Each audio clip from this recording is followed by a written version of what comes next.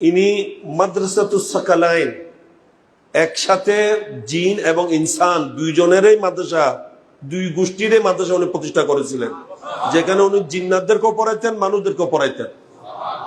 আর ওনার এলমি যোগ্যতা, আমি প্রায় সময় দরবারের প্রোগ্রামের মধ্যে বলে থাকি যে ওনার এলমি যোগ্যতার ব্যাপারে আল্লামা মুফতি মুজফফর শাহ রহমতুল্লাহ আলাইহি, যিনি নাসরি আলিয়া মাদ্রাসার প্রিন্সিপাল, প্রতিষ্ঠাতা প্রিন্সিপাল, ইনি কত বড় আলেম। মুফতি মুজফফর শাহ রহমতুল্লাহ তফসিরে কশাফের সরা লিখেছেন। তফসিরে কশাফ হচ্ছে তফসিরের জগতে খুব কঠিন কিতাব।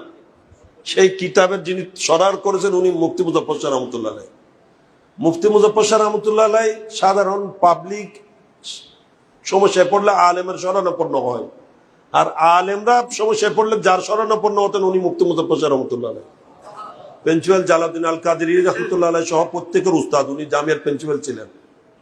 উনি বলতেছেন যে আল্লামা আবদ শাহ মুজাদ্দিদ আল মাদানী রহমতুল্লাহ আলাইহির এলম পরিমাপ করার মতো এরকম আলেমও বাংলাদেশে নাই।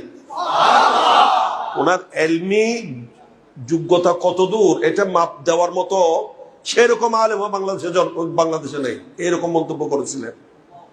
ইনি মিশর আল আজহার ইউনিভার্সিটিতে লেখাপড়া করার জন্য গিয়েছিলেন, কিন্তু মিশরের আসাতাজে কেরাম ওনার এলমি যোগ্যতা দেখে ওনাকে বলছিলেন যে আপনাকে আমরা এমএ সার্টিফিকেট দিয়ে দিচ্ছি আল্লামা। এখন তো আল্লামা সবাই, এই আল্লামা নন। জামিয়া আজহার থেকে যাকে আল্লামা সার্টিফিকেট দিয়ে দিয়েছিল ইনি হচ্ছেন হুজুর আল্লামা আবদ শাহ মুজাদ্দিদ আল মাদানী রহমতুল্লাহ আলাইহি। আমার জীবনের, আমি প্রায় সময় বলি, বড় সৌভাগ্য যাদের খেদমত আমি ধন্য হয়েছি। ইনি আমাদের ঘরে যখন অবস্থান করেছিলেন তখন আমি ওনার খেদমত করার সুযোগ পেয়েছি, ওনার পিছনে নামাজ আদায় করেছি, জুমাও আদায় করেছি, ওনার তকরিরাতও শুনেছি, ওনার রাত্র দিনের ইবাদতও কিছু দেখার সুযোগ আমার হয়েছিল। আলহামদুলিল্লাহ, আমরা ওনার পিছনে পিছনে অনেক হাঁটছিও। হাঁটার মধ্যে এত, আমার মামা মুফতি হোসেন রহমান আল কাদেরী আমাদের ঘরে যখন ছিলেন উনি ওনার ঘরে দাওয়াত করছিলেন, তো উনি হেঁটে চলে যাচ্ছেন, আমরা পিছনে দূরে কভার করতে পারছি না, উনি হেঁটে যাচ্ছেন, যে হাঁটাটা এত দ্রুত ছিল।